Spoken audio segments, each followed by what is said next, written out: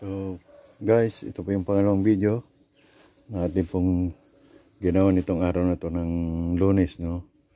17 po ng August. So ito po yung ginagawa namin ng itikan, no? Bahay ng itikan. Si Ustad po ay kanya pong pinaplasta plat yung lupa. Kanya pong hinahawi papunta ron, no?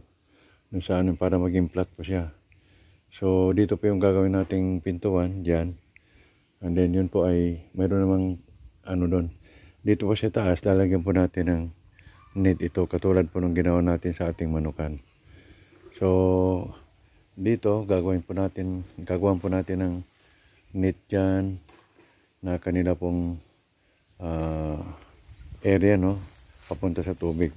Kasi diyan po sa may water lily na yan na nakikita ninyo hanggang sa niyog na yan, mayroon pong tubig dyan. So gagawin po natin ng butas yan at magkakaroon na sila ng kanilang lalangoyan, swimming pool kumbaga, no. So dyan po iikot po yung dito yung net, no, hanggang dito, hanggang doon sa unahan nung mangga na yan.